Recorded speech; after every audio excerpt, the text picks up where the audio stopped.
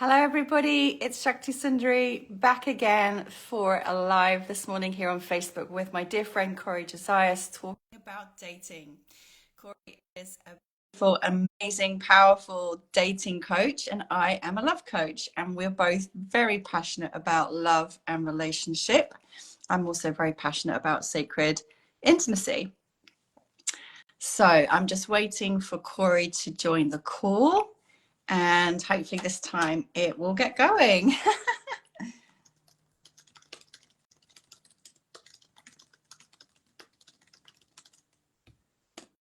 Let's see.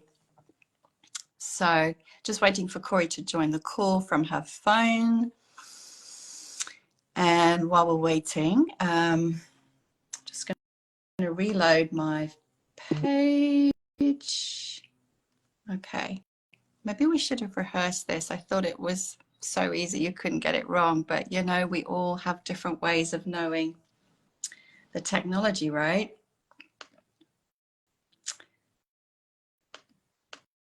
So,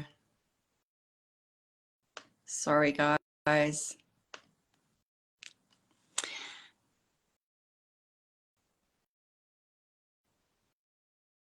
While we're waiting, I'm going to just talk a little bit about my background in Tantra, in conscious and authentic relating, in embodied awareness and embodied awakening, and teaching sacred and sexual and spiritual awakening for women primarily, though I have also worked with men and with mixed groups.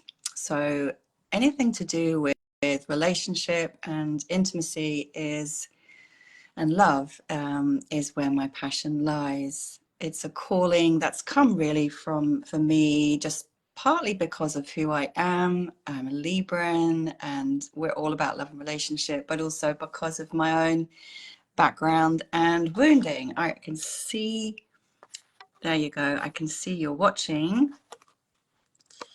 Cori, and I'm trying to bring you on now.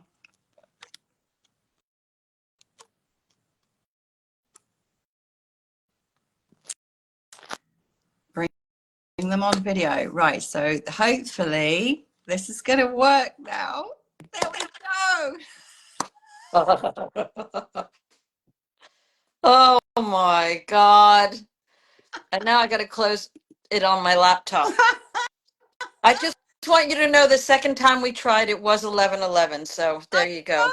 I saw that as well. Yeah. So I was like, there are no mistakes. It's all perfect. It was a bit of a faff, wasn't it? But never mind, we got there. Absolutely. So yeah, I loved when you said that we have a lot of experience between us. 128 years to be precise. What? Okay, you're talking lived experience, not coaching experience. Yeah. So yeah, just to give that some context, I find it really hard to define when I started even doing this coaching journey, because I've been a Buddhist leader for over 35 years. So I consider that part of my experience, because a lot of that is supporting and encouraging other people, which I love doing. And so I was on a podcast yesterday and someone said, but when did you start as a relationship coach? And I'm like, I don't really know, because it wasn't a clear delineation. I didn't go, okay, now I'm a relationship coach. Do you know what I mean? Yeah, I was going to ask you the same question, actually, because I've known you for a while. Again, I don't know how long, and I've seen you in different iterations, and I've known you always to be, since I've known you, like in the realm of coaching in different ways.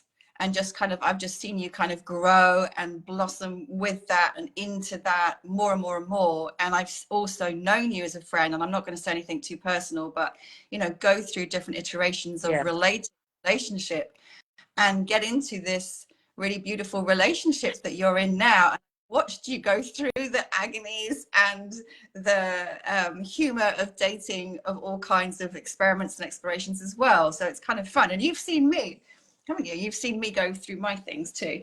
Absolutely. Writing your book and so on. And yeah, certainly the dating experiences. It's interesting because you say the humor. And I think that that's something to really bear in mind if you're going through dating, that the disappointments do turn into humor eventually, generally speaking. You know, and you look back and you go, what was I thinking? And it's funny because this morning I was remembering an experience of you and I walking up the road just near here where I live in Muswell Hill.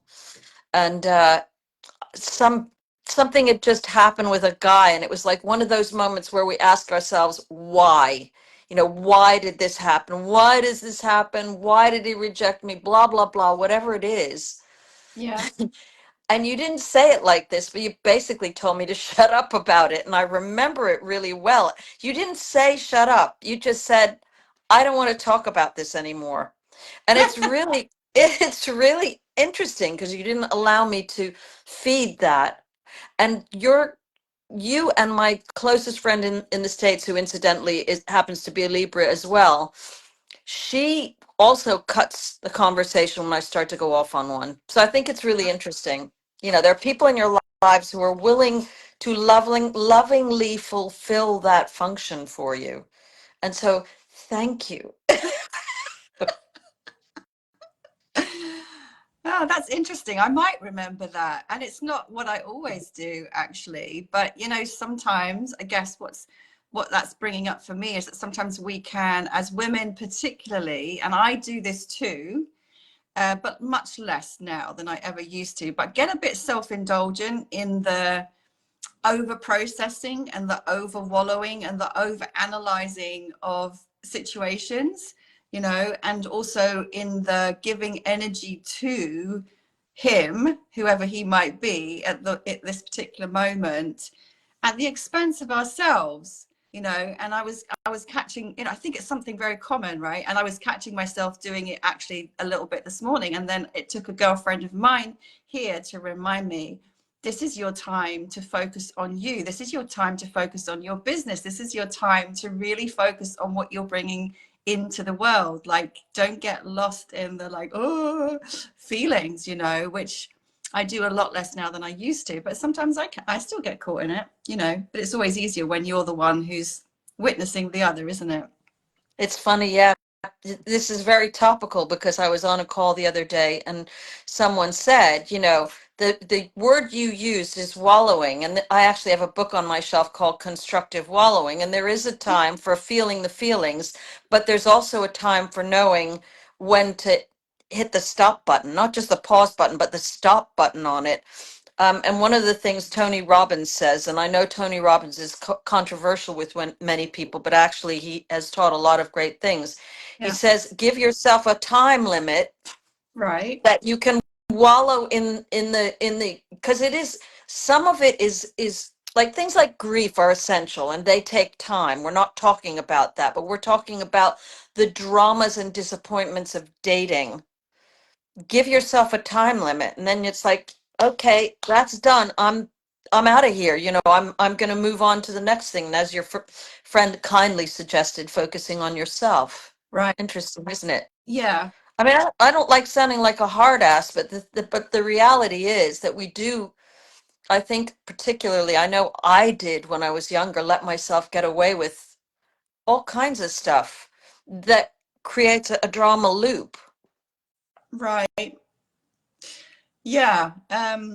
Yeah, I can recognize that. And I think maybe as Librans, we both know that thing of being a bit lovesick and sort of getting attached very quickly to people and like giving so much of our energy to them rather than like containing our energy for ourselves. Which is, I think, a really important lesson to learn in dating. And I'm relearning it now as I'm actively dating, which is, and I'm so good at it now compared to how I ever used to be. I'm brilliant, which is just like containing myself and like remembering I'm the queen and staying grounded, staying with myself and not losing myself, like not sort of giving my power, my energy away to the other. And the other thing I want to say about the feelings is because I'm a deep, deep feeler myself, like everything I feel really deeply and very somatically. But what I know, again, from my own experience, and this is what I help clients with, is that there's one level of feeling which is still kind of almost a staying stuck and almost an avoiding, actually, because there's almost like an unconscious familiarity with staying stuck in the drama and the pain and the suffering. But actually, if I go deeper, than like if I really sit still and meditate and allow everything, I don't repress anything, and I go deeper to the very, very root of what is happening within me in terms of my emotions and my sensations, I always come to a resolution, always. And then something moves. And that's what I help clients with, because it is challenging to do that on your own. But, I'm kind of a master at it now. But I notice that when I really sit with something, then I can transmute it. But I don't always take the time to do that. And then I can say stuck. Yeah. Yeah. It's interesting that you've been through this today and that you can bring that onto the call, isn't it? And I was actually thinking of you half an hour ago, and I was, it's interesting when you're when you're talking to someone who is as knowledgeable and has done as much work as you have, you can still have things that come up. And I was actually worried about you this morning. I Oh, was personally worried about you, and I thought, because I could see I could see something on the horizon. So it was a prescient moment, but actually what that shows me as a coach is that we have to allow people to come to that in their own time sometimes. That there's no point in going, warning, warning, warning, warning. There's no point. There's no point.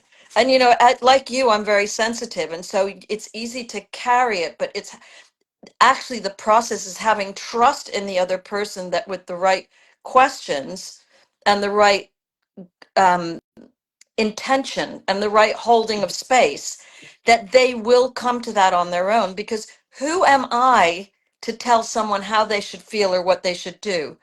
Frankly, it's none of my business, and that wouldn't be how I work. It's really about, I do know a ton of stuff. I've done a ton of dating.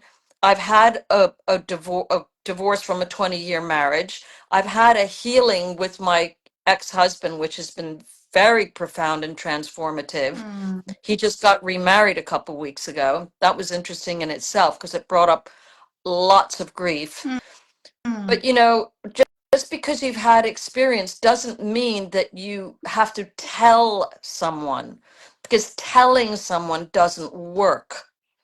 Totally.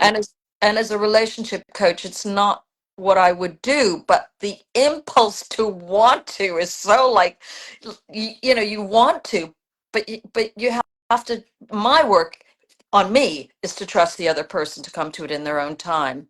And I also want to give a shout out to you because I remember you took me through a guided meditation. It was a couple of years ago, almost 3 years ago now. And I don't know if you'd call it a guided meditation, but I was experiencing a lot of pain in my stomach. And you took me right down into that and were able to shift it. And I thought, wow, that's really, really skillful, really skillful. So thank you. Oh, thank you. Yeah, that's the kind of work that I do and that I love and that I do for myself as well. Um, and yeah, for me, it's based on the understanding that there's nothing wrong with any feeling, any emotion, any state. There's nothing wrong with it. Everything is part of life. So I embrace everything. And there's a way that I use for myself and with my clients to integrate, to transmute, to get to the really to the nub of what it is. And when we get to that nub, then it does unravel. So physical pain shifts, like stuck thoughts move, energy moves, emotion moves, and usually an insight comes from that as well, or like a knowing or a clarity or a new empowerment.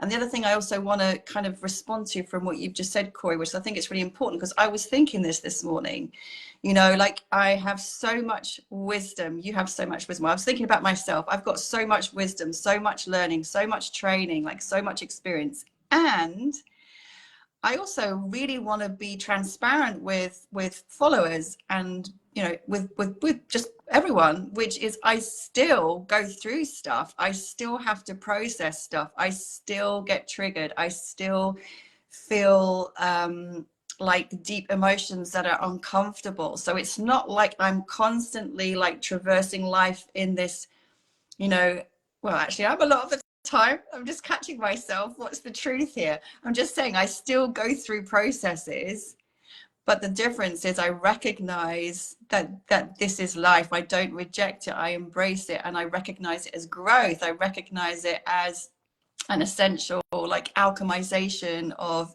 different layers of conditioning or programming or whatever it might be that's there. And every time I embrace it, I feel myself becoming more of who I am. I feel myself becoming more whole. I feel myself becoming more empowered. I feel myself becoming clearer in what I want. So, you know, just being really transparent. We of course still go through our stuff, and of course we need trusted allies and friends to be there. And then the other point that you made is about coaching and about we're not here to tell people what to do. Absolutely. You know, I see my role as being a guide and being a support, a guide. Like I can perceive, I can intuit, I can feel, I can sense, and I can support your own process to go a level deeper than you can probably do by yourself. But I'm never here to tell anybody what to do because, yeah, like you say, doesn't work. And I love everything you've said. And I think that, first of all, to address the thing of transparency that you said, I think I'm like you, like a lot of open bookness going on out there in the online space about the things that we're going through and that we haven't. Yes, I have to tell you, I do have a fantastic relationship. And I was thinking about it this morning because if you looked at us on paper, you wouldn't go, oh yeah, I get that. You wouldn't.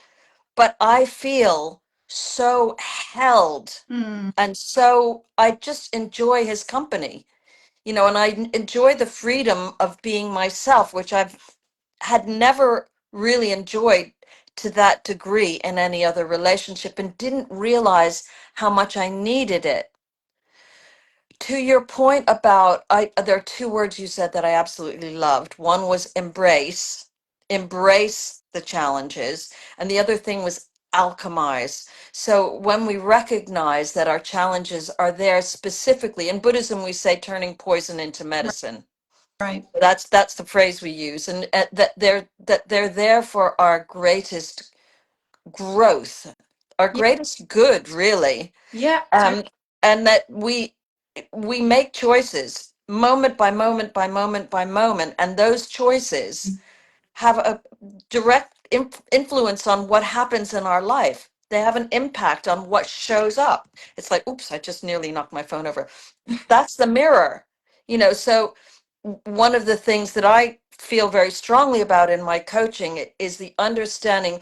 People, when they hear dating coach, they think it's about strategy. They think it's about, what am I going to put on my profile? What pictures? What do I answer? And yes, it is all that. But if you do that on the shaky foundations of not having done the inner work, Mm-hmm. it won't work.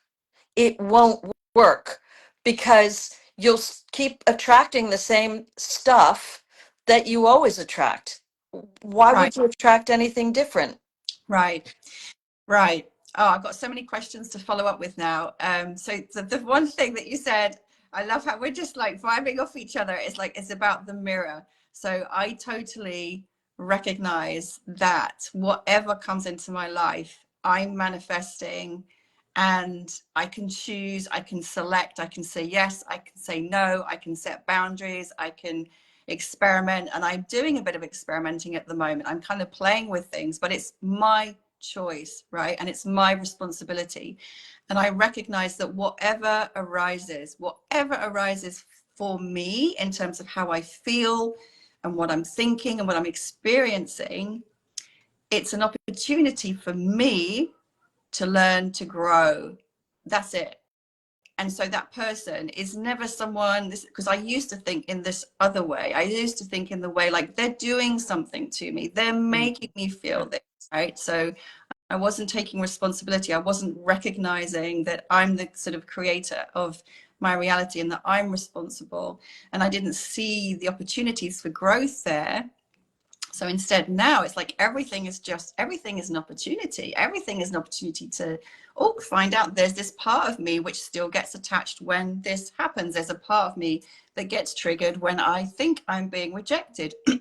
So that's about me learning about me and like becoming more whole. So for me really there's never like a bad moment because everything is about growth. And so that's about the turning poison to medicine, poison to medicine or poison to nectar. And then what was the other thing you said about your relationship? Like on paper you said like people would just not see, but actually in reality it works. And then the final thing you said is about the inner work. So whatever you do in the outer, if you haven't done the inner work, you're still going to attract the same thing. So that's my next question to you is like what, because you've worked with a lot of clients around this, you've done the work yourself, like what do you see as being the essential pieces of inner work that are really important if people want to start attracting a beautiful relationship? Gosh, that's a really great question. I would say, first of all, I didn't say you'd keep attracting the same thing because I said you would be having something on a shaky foundation. Right. So you're going to attract lots of different things depending on where the lesson is at that given point.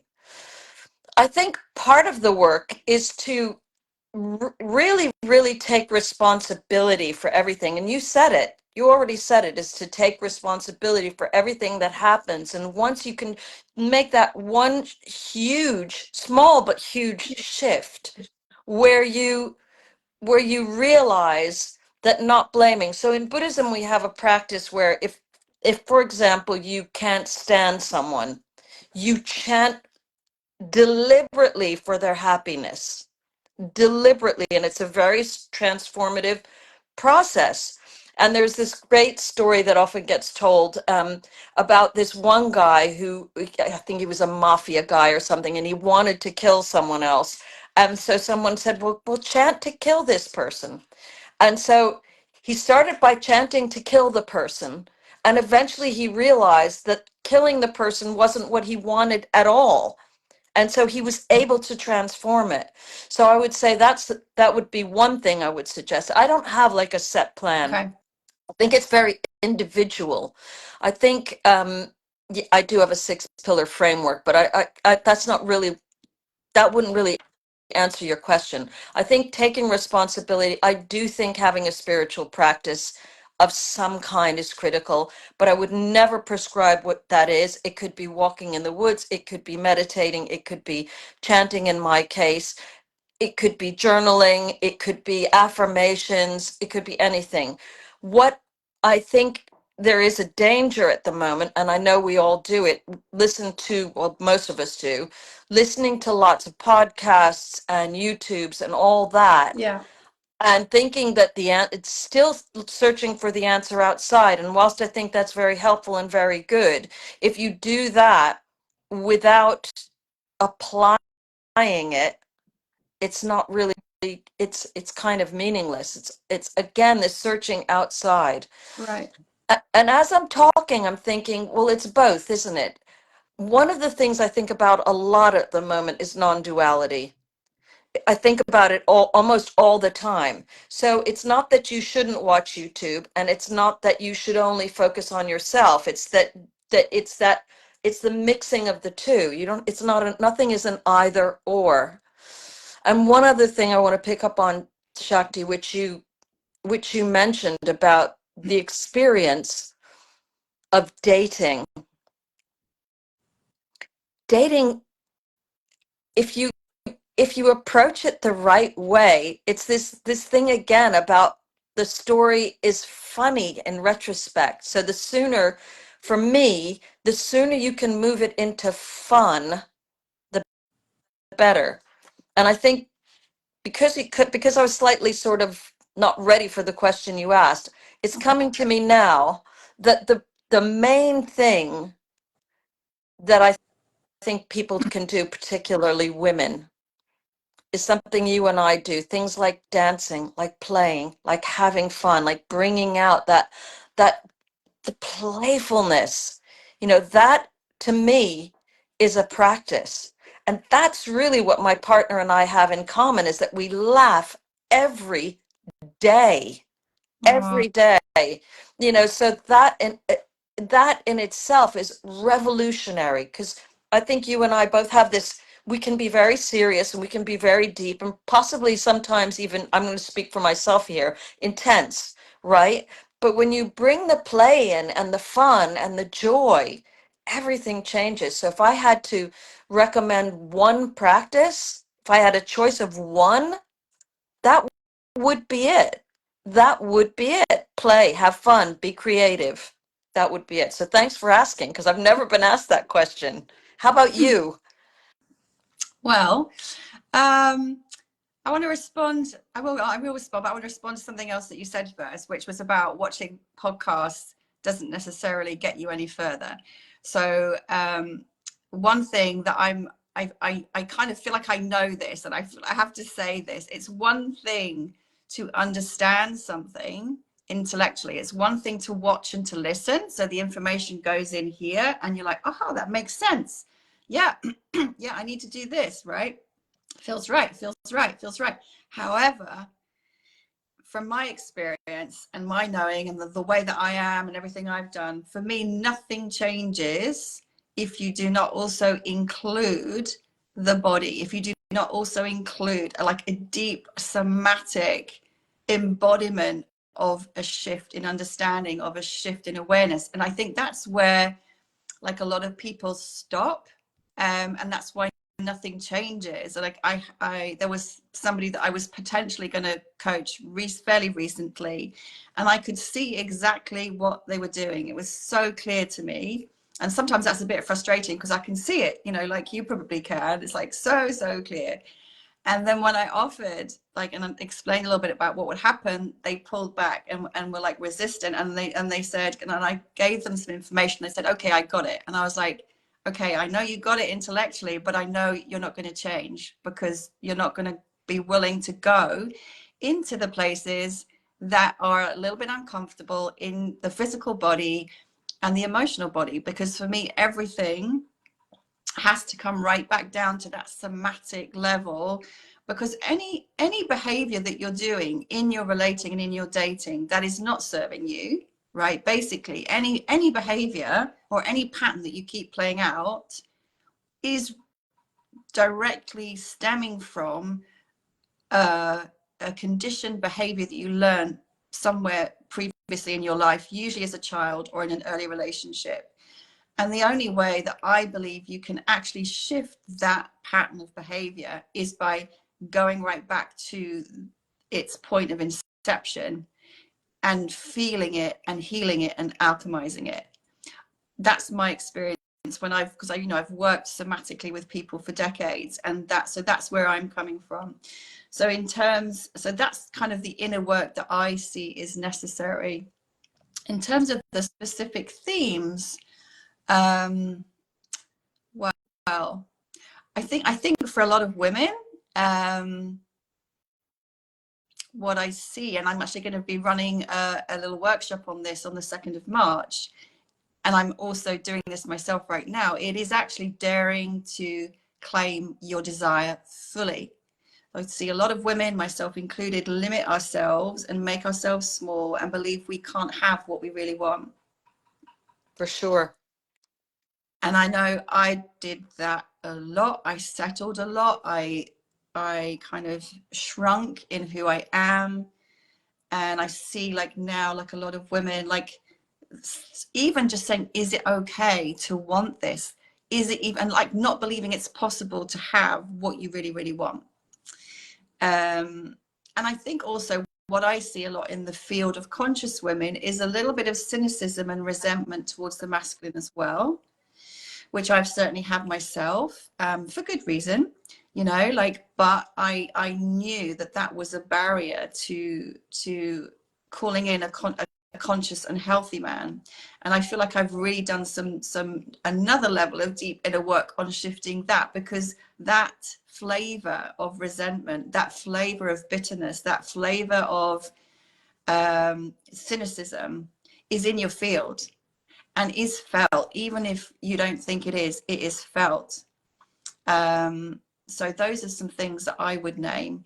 And then in terms of the sort of play, of course, like for us to be most magnetic and most empowered and most secure, it's all about focusing on our own energy, right? And being in our, for me, I talk about our feminine energy, but that's kind of very natural to me because I'm a dancer. So I'm going to go dancing after this chat.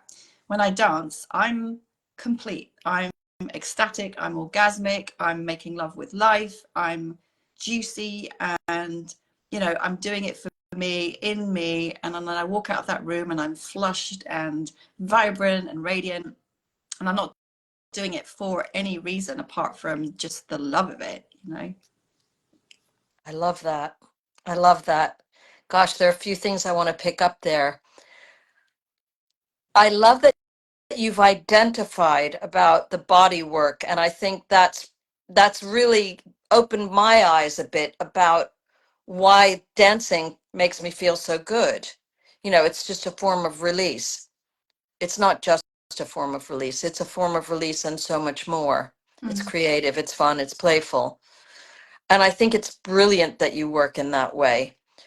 What's interesting about what the story you told about that client is I do perceive that is a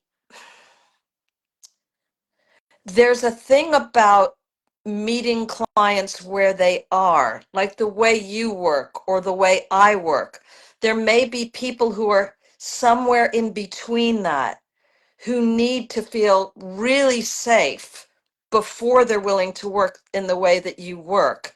And that the first portal for them, if we could put it that way, would be to have conversations so that their nervous system can calm For down sure.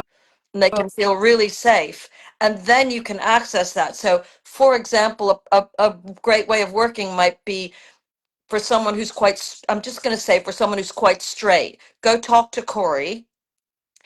Then if they wanted to get into a different level of work, work with Shakti or something like that. Do you see what I mean? Because I think we do work differently. Yeah.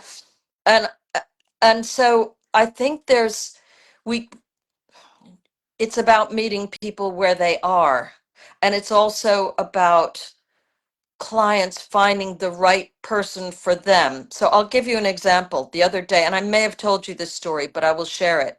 Someone I know and love very dearly, she's quite a bit younger than us. She's exactly half my age.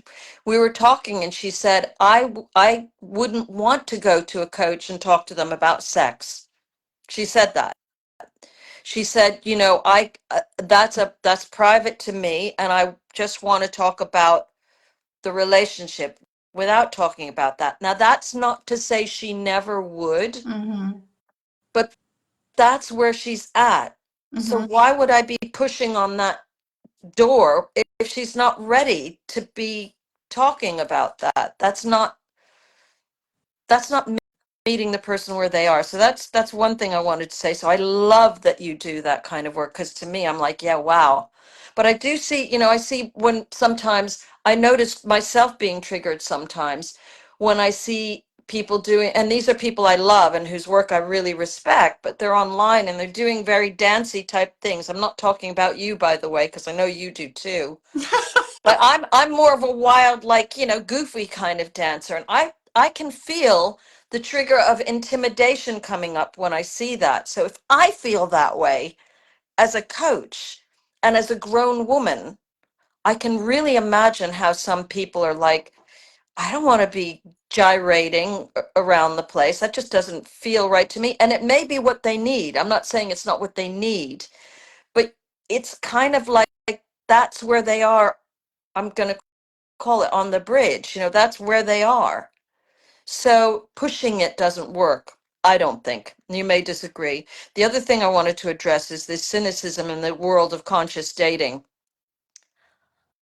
this is one of the things I feel the most strongly about is man bashing. Mm-hmm. I freaking hate it. I really hate it. And I have hated it for a very long time. And I'm not saying we don't live in a patriarchal society. We absolutely do. Yeah. And I'm not saying there aren't a lot of things men have to learn. But I think we live in a really, in fact, I'd really quite like to start working with men. I think we live in a time when men actually, and I know this gets spouted a lot, but they don't actually know what to do because they think that feminism means not holding the door open for someone. And that is, in my world, that is not what it means. And I doubt it's what it means in your world. But imagine being scared of saying the wrong thing or doing the wrong thing. How's that going to make you feel? And I'm not saying this is someone you'd want to date, but on the other hand, people are where they are. And my love for people is they're people. And that's it. They're human beings. And my aim in life is respect for all life. Yeah. That's my goal. I don't achieve it. I fail all the time, but that's the intention. And I think I do have quite a large space in my heart. So the final thing that I wanted to bring up about that is that there is something called the law of conformity. And so if you are moving within a certain circle, and you are going to be influenced by that. And so if those are the people you're with, a lot of the time, how could you know, it's great that you've decided that you've made a choice. We've used that word before, a choice to transcend that. But if it's in your ear all the time, it's quite difficult. You're the standard bearer, maybe within that community, for saying, actually, I'm not going to do this. I'm not going to collude in this narrative. Yeah, I feel quite strongly about it, particularly since I have two sons. Yeah, totally. Well, and I have I have a son as well. And it's really important to me, like having parented a son and a daughter and caring so much to educate them in the way of respect and Yes. feminism and sacred sexuality and conscious communication. And, so I also feel such a passion for creating a world, basically. I mean, everything I do is because I want to create a world where there's more love. I want to create a world where there's more love and harmony and unity. Ultimately, that's kind of my purpose at the very root of everything that I do. And the way it comes through right now is in love coaching. And so I totally get, this has been my path for so long of inner union. Tantra is all about, and yoga too. Yoga and Tantra are both about the union of above and below, sex and spirit, masculine and feminine, on an energetic level within oneself.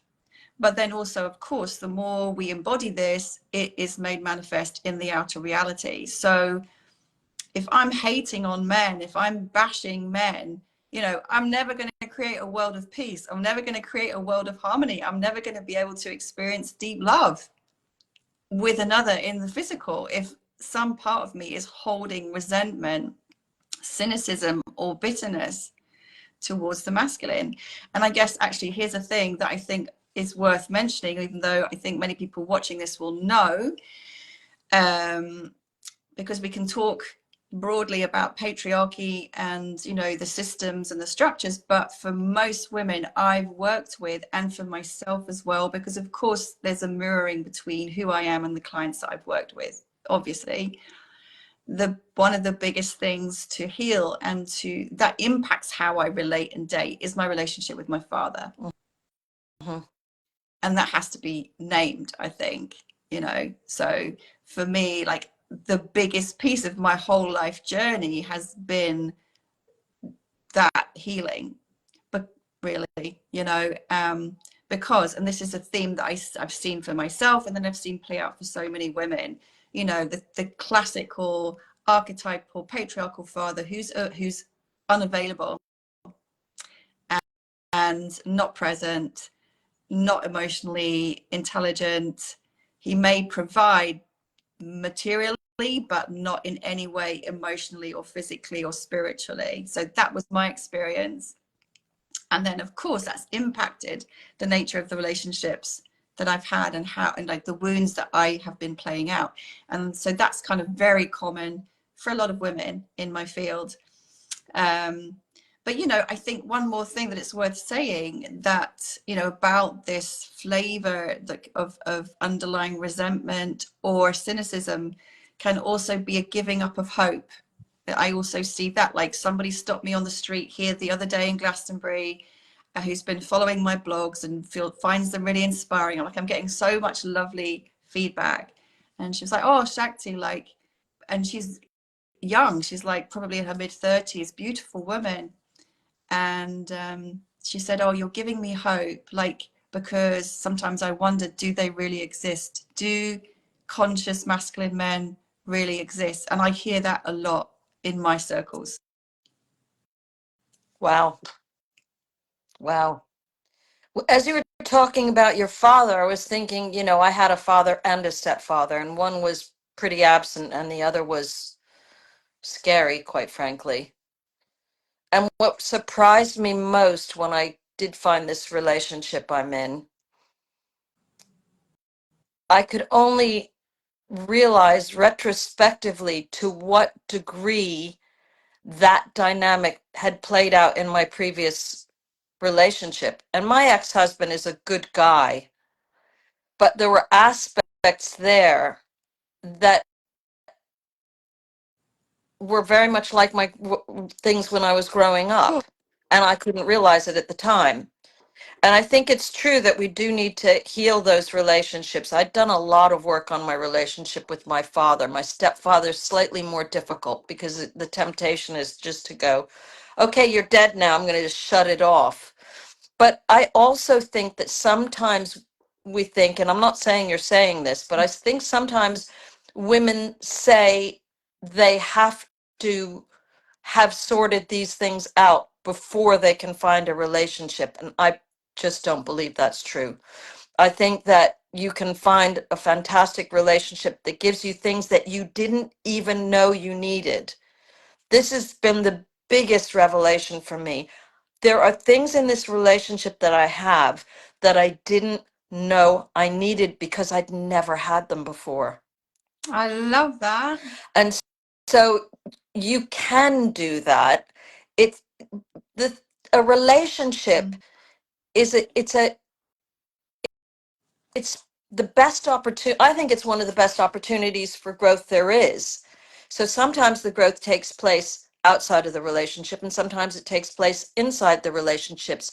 But I don't like the limiting frame that you have to have done all the work before you find one, because some of the work can only be done in the relationship and it can't be done without being in the relationship.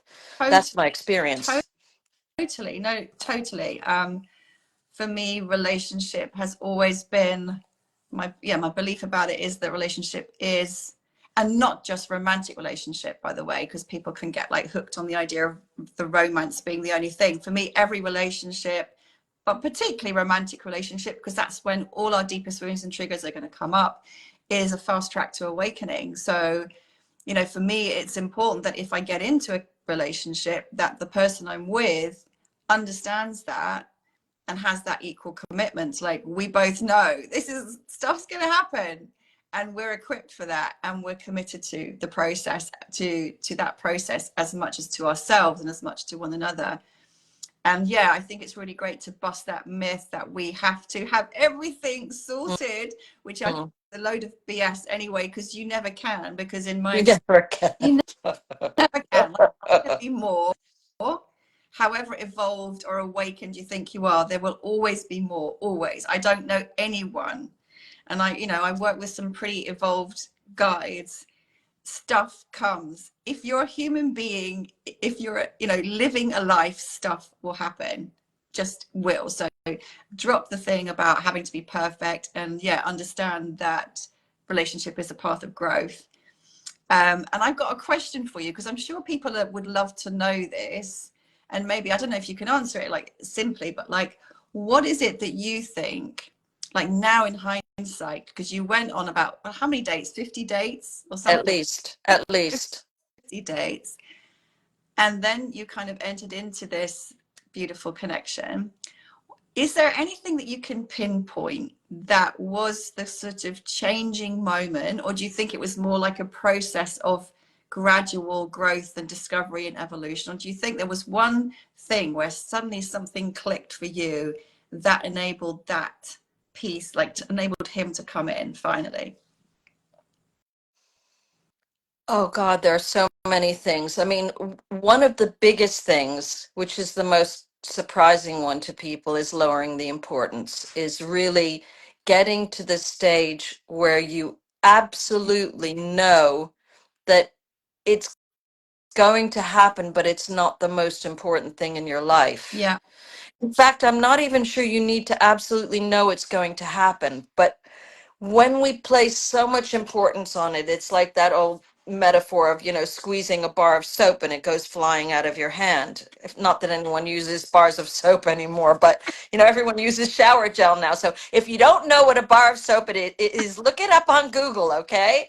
So, a bar of soap and it moves. So that's one thing. I think the other thing for me, and I is boundaries, it's like it's huge. I think I regularly, boundaries and standards, that I regularly allowed my boundaries and standards to drop in service of something that was an almost, Mm-hmm.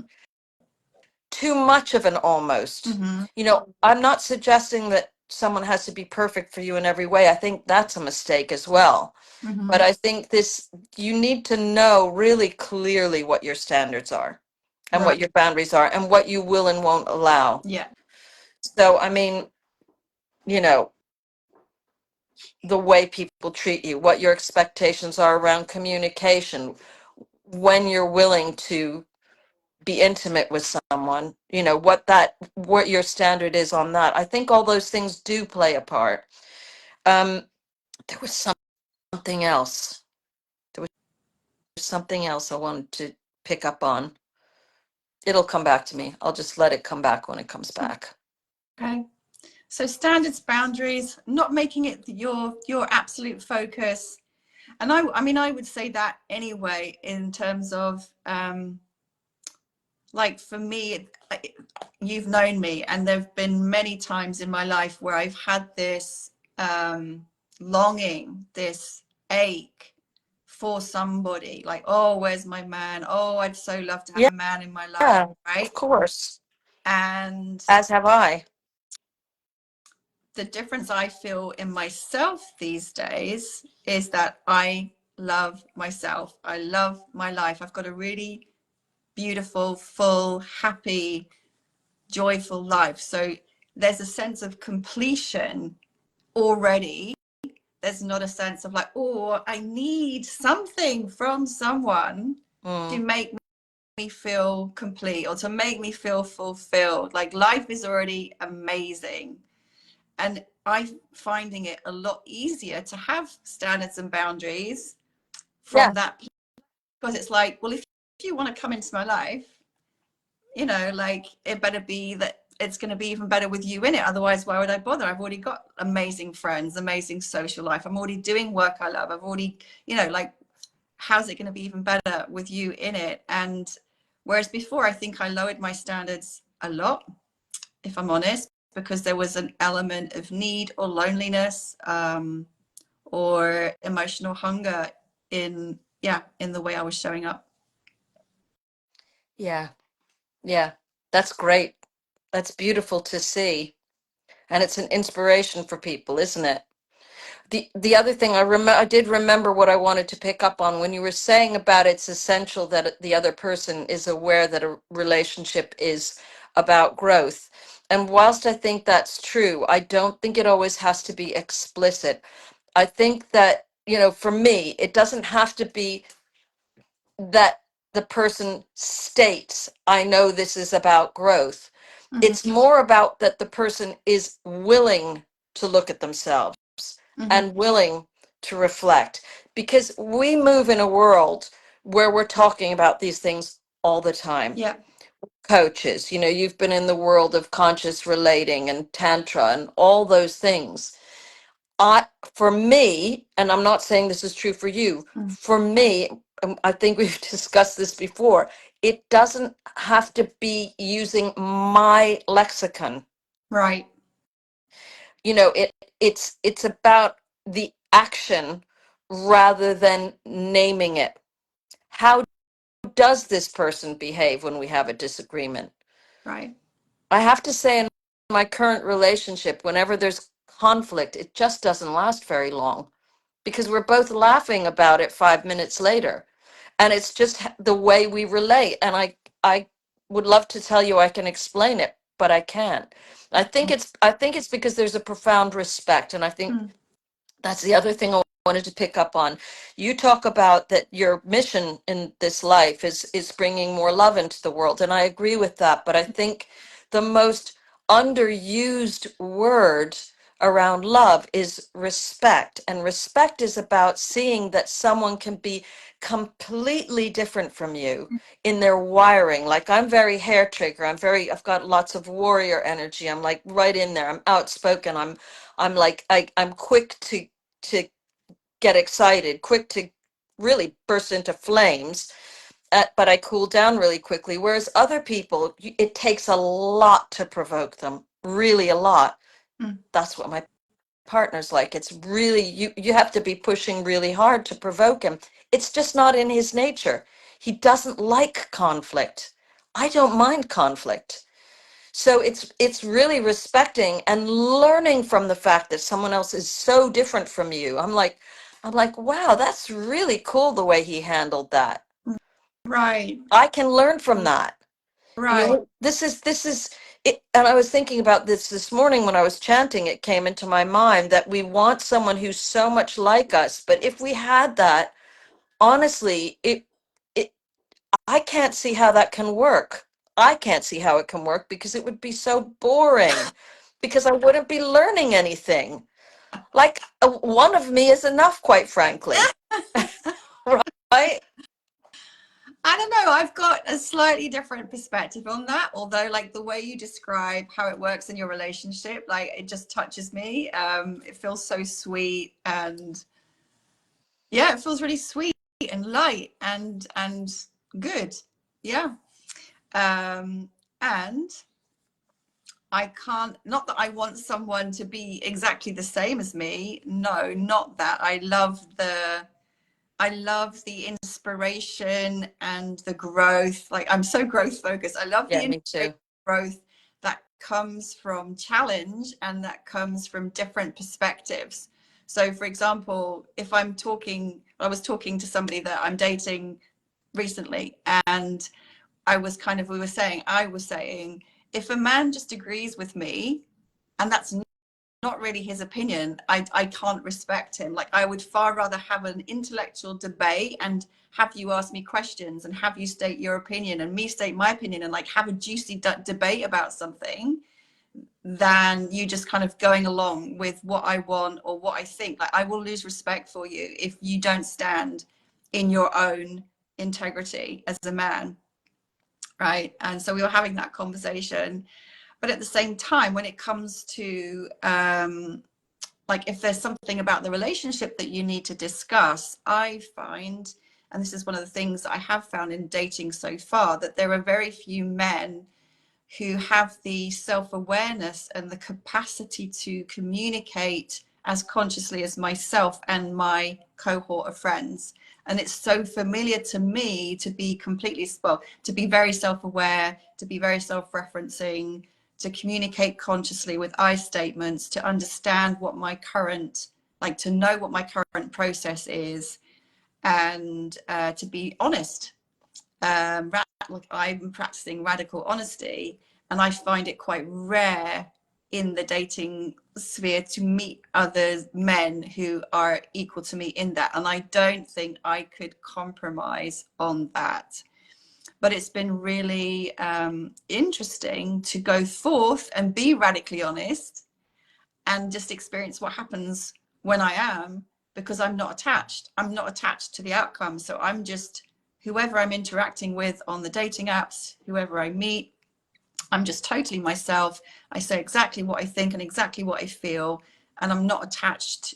So basically, I'm no longer trying to win their approval by bending myself out of shape to be something I think they are going to want. And for me, that's like been the biggest change that I think I've made in myself. And it's interesting then to see what happens as a result, you know, and some people can rise to that, but not very many. Wow. Really? Yes. I'm so surprised By which bit are you that surprised by? so few people can rise to that. Well, like take the example. Yeah, I think most people aren't used to being radically honest for a Mm, start. mm, Uh, um, yeah, right, and right.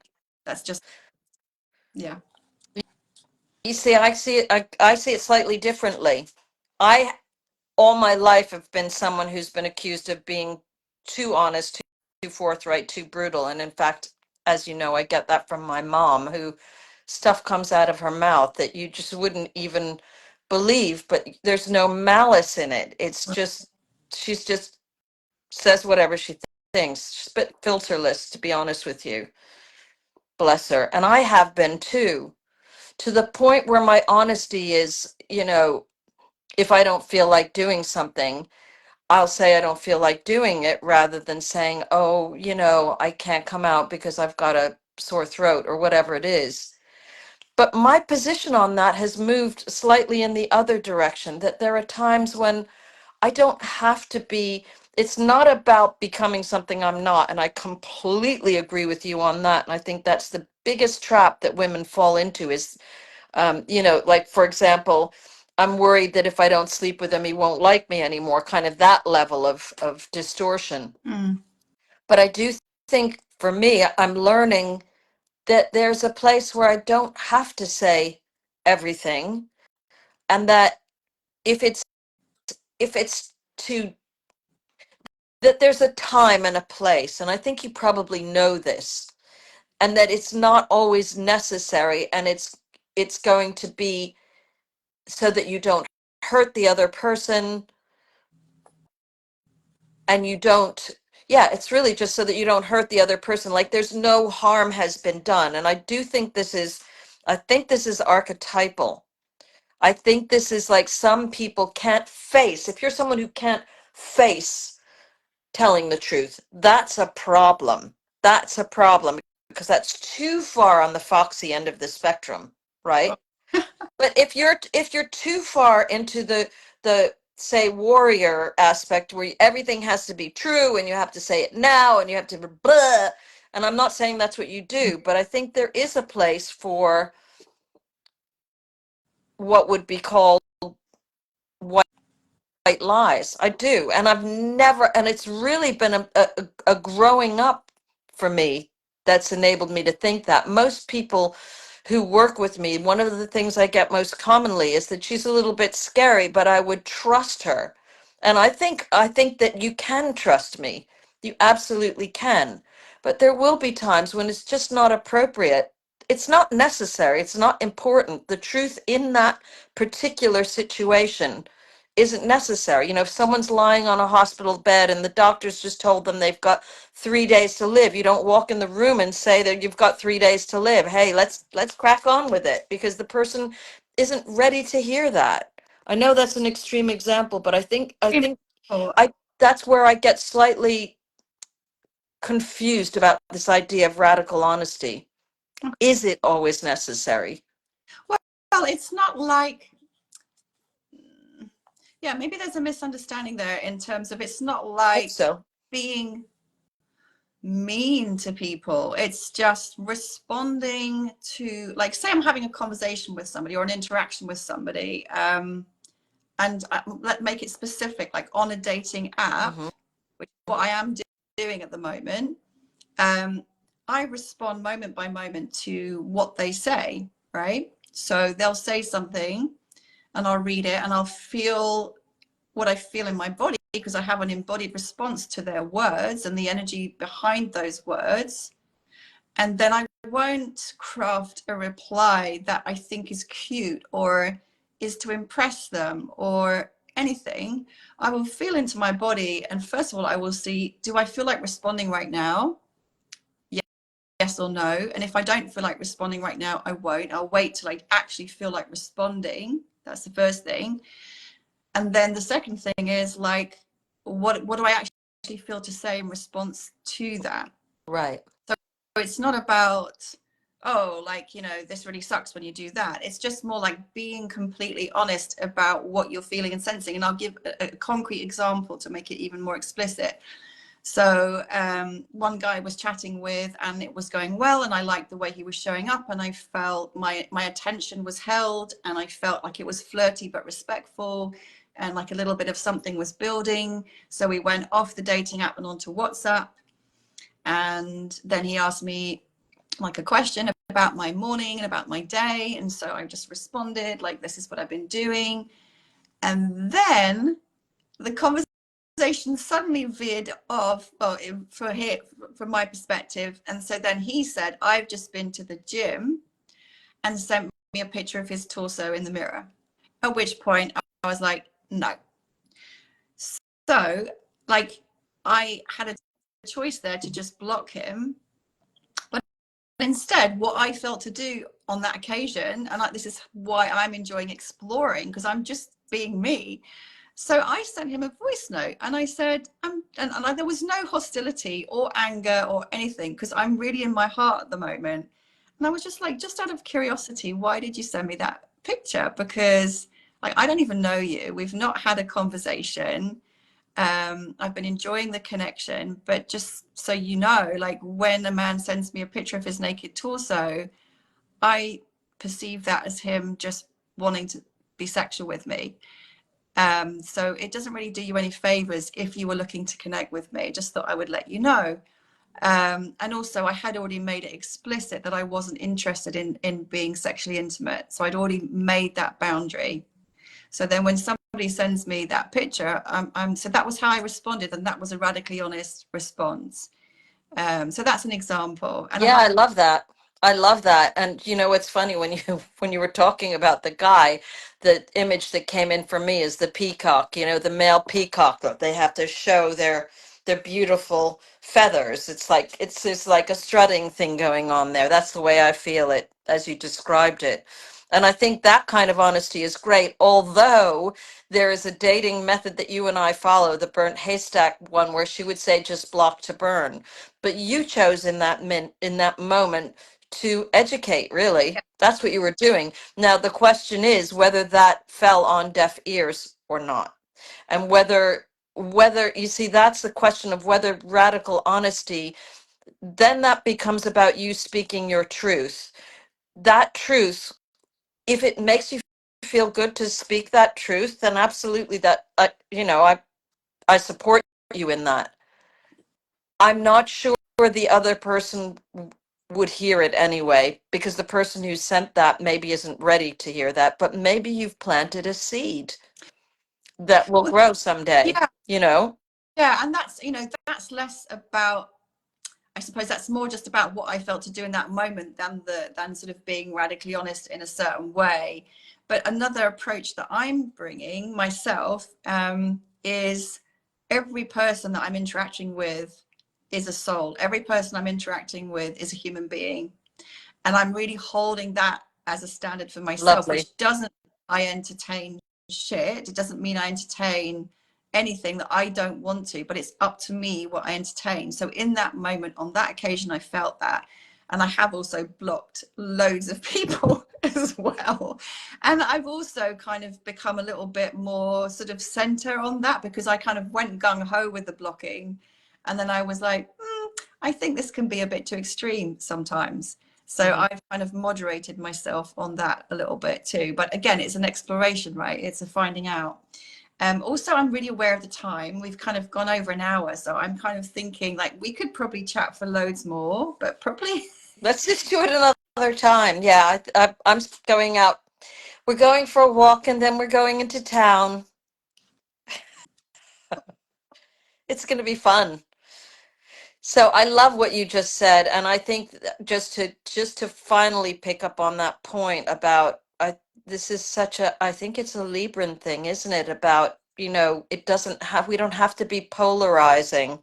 You decided to be honest with this guy. There are other people you decide to block, and that's something that's your personal decision. But what I love about you is that you are not afraid to have what other people would consider difficult conversations. So for me, Mm.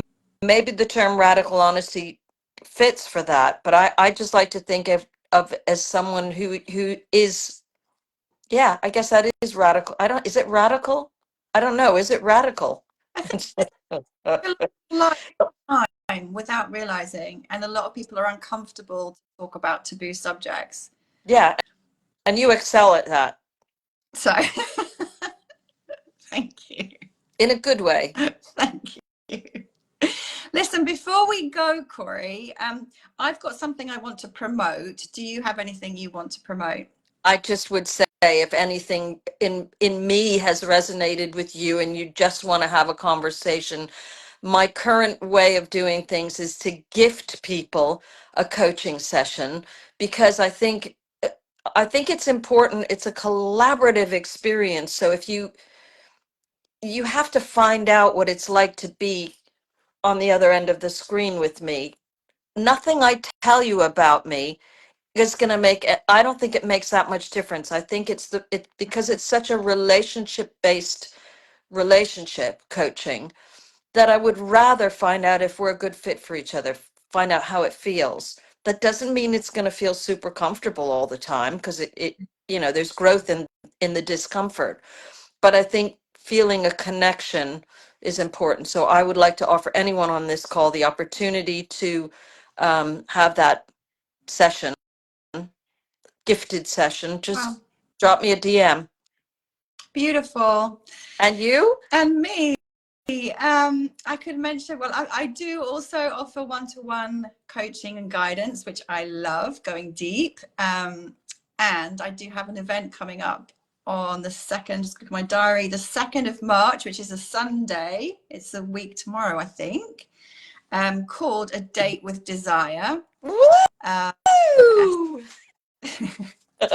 yeah, because I'm just really finding that tapping into, and I've worked with sacred sexuality for so long, but this is another level of like really owning my desire has just unleashed so much. And I just can see the potential for every woman to, not just in dating actually, but in every area of her life, to really kind of reconnect and reignite her desire as a way for just expanding in pleasure and joy and purpose and relating.